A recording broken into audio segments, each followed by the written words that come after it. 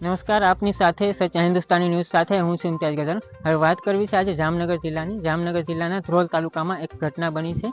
મારામારીનો બનાવ બન્યો છે તેવું અરજદારનું કહેવામાં આવ્યું છે અને અમને સતત ન્યૂઝ સ્ટુડિયોમાં અમને ન્યૂઝ ટીમને સતત આજે સવારથી લઈને સાંજ સુધી ફોન આવતા હતા કે હવે આપણે જાણીએ કે આ સમગ્ર ઘટના શું છે અને કઈ રીતનું બનાવ બન્યું છે અને કઈ રીતનું આ આખો સમગ્ર ઘટના બની છે। શું નામ તમારું? મનસુખભાઈ। શું બનાવ બન્યું? કયું ગામ તમારું? સુદાગુના ગામ એ ધરમપુર મજૂર લેવા માટે ગયો હતો। ત્યાં દુકાને ફાંકી ખાવા ઉભો રહ્યો ને ત્યાં વાયાથી આવી અને સીધી સોડાની બોટલો બે ફોડીને અને વાહામાં મારી અને પછી બોટલ ફોડીને હમી એને ઘાલવા માટે દોડ્યા। ત્યાં 3 જણા એને મૈસરુભાઈને પકડ્યા અને રોકી રાખ્યા અને મને હું દુકાનની અંદર એને ઘરમાં પૂરી દીધો દુકાનવાળાએ અને એ પાછો આવીને મને કીધું દુકાન બાયણે નીકળ તને મારી નાખવો હે, જીવતો રહેવા નથી દેવો। કે આજ દીકરા તું બચી ગયો કે હવે બચવા નથી દેવો। શું કારણે તમને ધમકી આપે છે કે મારવા શું કારણે આવે છે? અમે ભાઈઓ બધા રહ્યા ને કાકા બાપાને ભેગા ભરતા નથી। એને એમ કીધું હું કહું એમ કરો હોય તો જ ઈ કે થઈ છે ને નહીં પતાય ગમે એમ કહીને તને માર નાખવો હે। શું કામકાજ કરે છે ભાઈ? એ સરપંચ છે ગામનો ને અવારનવાર મને ધમકી આપે છે પૈસા આ તે વસ્તુ હું કહું એમ જ કરવાનું એમ। પૈસા સરપંચ છે? હા, ગામનો સરપંચ છે। શું નામ છે એનું? મૈસરુભાઈ। મૈસરુભાઈ કેવા આખું નામ? મૈસરુભાઈ રઘાભાઈ ભુંડિયા। મૈસરુભાઈ રઘાભાઈ ભુંડિયા જે ગામનો સરપંચ છે તમારું કહેવાનું? હા। તો અવારનવાર શું કહો તમે? અવારનવાર મને ધમકી મારે છે। હું મારા ખેતરે જીસીબી થી ખાલી ધમકી મારે છે શું કામ? મારો પ્રશ્ન એ છે કે એ ધમકી મારે છે તો એ શું કામ મારે છે ધમકી? પૈસા માંગે મને 2000 3000 રૂપિયા આપો, ન આપો એટલે એ ડાયરેક્ટ એને ફોનમાં ગારું દે। તમને એને પૈસા આપ્યા હતા? મેં એને ઘણી વાર એને પૈસા આપેલા પાછા આપવાના નથી। તમે એની પાસેથી લીધા હતા? મેં 1 રૂપિયો નથી લીધો। તો એ શાના માંગે તમારી પાસે? ખાલી હમણાં આપવાના। હું સરપંચ હો, આ વસ્તુ કરવાનું થાય હું કહું એમ જ કરવાનું એમ। કેટલા સમયથી આવું થાય છે? ઓછામાં ઓછા 5 થી 6 વર્ષ। 5 થી 6 વર્ષ?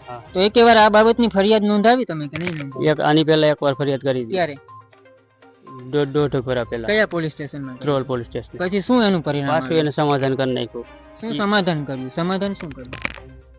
ઘર અમારે સમાજ લેવલે સમાધાન કરી નાખ્યું ઘર મેળે। પછી પાછું આ રીતનું ચાલુ કર્યું એને અને ગમે ત્યાં અવારનવાર મને ધમકી આપે કે હું ભાજપ સરકારનો માણસ હોય કે પોલીસ સ્ટેશન ભાજપ સરકારનો માણસ હોય તો હું છું લખી દીધેલું છે કે ભાજપને ગમે તે કરવાનું એવું કઈ હોતું નથી। પણ તમારે કઈ જૂનું કઈ અદાવતો કઈ વાંધા એવું કઈ ખરું? કોઈ વસ્તુ નહીં। ગમે તે જગ્યા ઉપર તમે જાવ તો બીજા કોઈને બી મારે છે ગામમાં કે તમને એકલાને જ મારે છે? ગામમાં તમામ ને ગારું બારું તો કાઢે જ છે પણ અમુક માણસો એનાથી બધા બી જાય છે ને એના કારણે કોઈ કઈ કહેતું નથી અને ખોટા આરોપ નાખે ખોટા। મને એટલો આત્મવિશ્વાસ છે હું કાંઈ નથી કરવાનો। અત્યારથી રાજકોટ વહી જવાનો હો બરોબર, તો મારી માથે 2-3 દી પછી પાછો કેસ કરશે કે અહીંયા મને ગારું દીધી, આ કર્યું તે કર્યું। ખોટા કેસમાં ફસાવાનો આ જ કામ એનું કરવાનું। બીજું ધંધો કામકાજ શું કામ કરે? કોઈ ધંધો કાંઈ કરવાનો થતો નથી એને।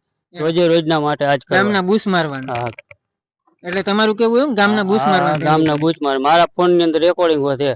ધમકી આપેલી મને મા બેન અમારી ગારું દીધેલી છે। તમારી પાસે રેકોર્ડિંગ છે? હા।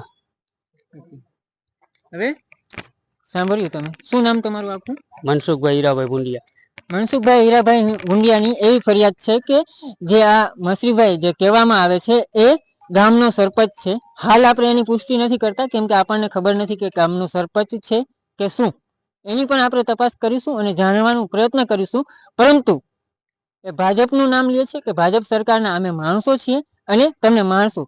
તો ભાઈ કોઈ પણ એવું ભાજપને કોઈ લખી દીધેલું નથી કે તમે ભાજપના માણસો હોય તો તમે ગામના લોકોને હેરાન કરશો। જો ખરેખર આ ભાઈની વાત સાચી હોય તો પોલીસે એના ઉપર કાયદેસરની કાર્યવાહી કરવી જોઈએ અને પોલીસ કરશે પણ। પોલીસ લોકો માટે જ છે અને લોકોની સેવા માટે જ છે, એની સુરક્ષા સલામતી માટે જ છે।